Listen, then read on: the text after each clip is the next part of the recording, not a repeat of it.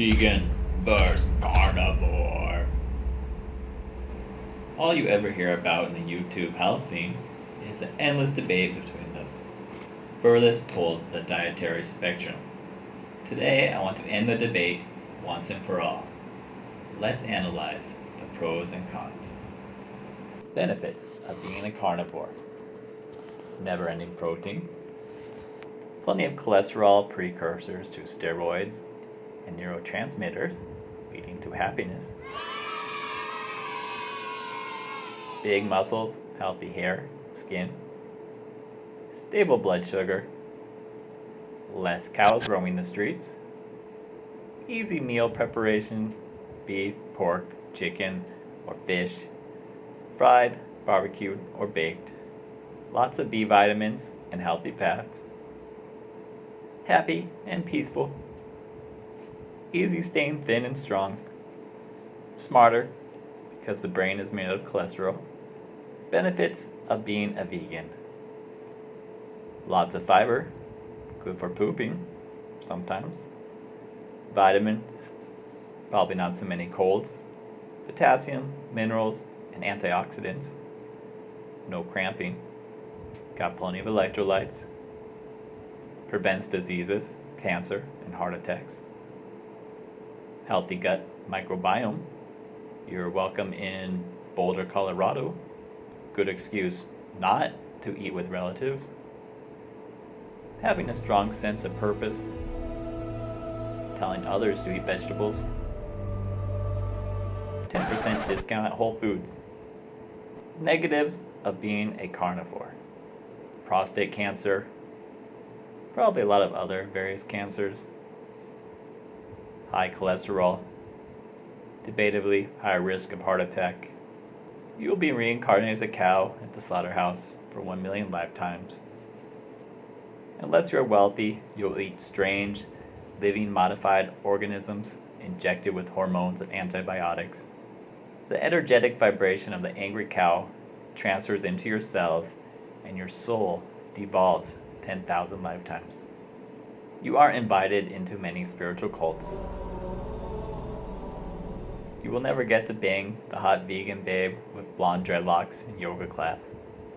If you indulge in a piece of broccoli, your carnivore friends at the gym will beat you up. Way to go, Bob. That broccoli just knocked you out of ketosis. Negatives of being a vegan: you have to eat vegetables for the rest of your life. It's a little kid's worst nightmare. Overly skinny, long hair but you never shampoo, losing teeth and hair from improper nutrition, extremely irritable, angry, with anxiety from improper production of neurotransmitters like serotonin and hormones like cortisol or testosterone, always ready to fight someone, especially if they ate an animal product, very difficult to maintain a healthy diet. You end up just eating french fries and drinking Coke, becoming skinny fat. Grocery shopping and cooking is a full-time commitment, 60 hours a week. Nah, man, I can't get a job. I'm vegan. Unless you're rich, you poison yourself slowly with cabbages laced with pesticides. Look, guys, these vegetables are only 50% Monsanto Bayer pesticides.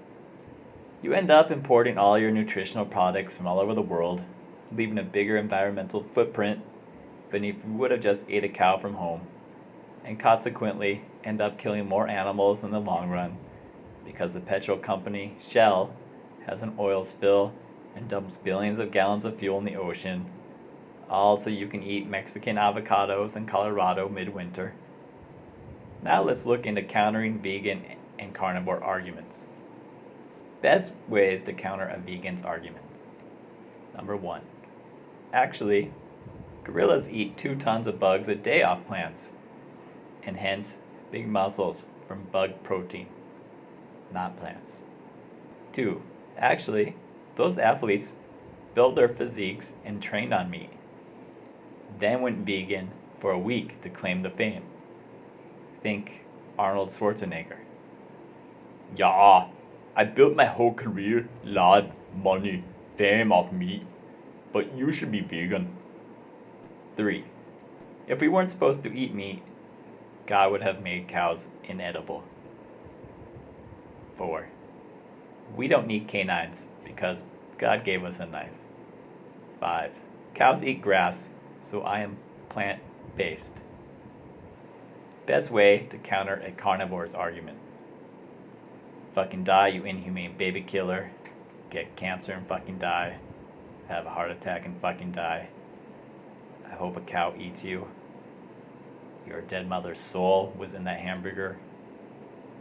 You're responsible for global warming and the misery of all unborn children. Your aura looks like a black hole of death. Your energetic signature is that of a single-cell bacteria.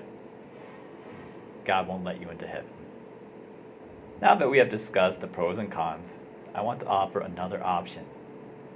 I call it the canitarian diet. In this diet, you find the perfect balance between protein, carbs, and fats. Some people do better with a little more carbs, other protein, or fats. Actually, you can find out your metabolism fairly simply. All you have to do is fill out a questionnaire.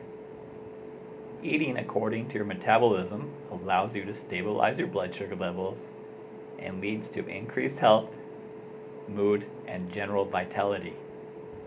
I even made a quiz for you guys. It is included in all of my health programs. Come get a basic program and I'll teach you to have the benefits of the meat eaters and the plant eaters. FunctionalLabTesting.com. Goodbye.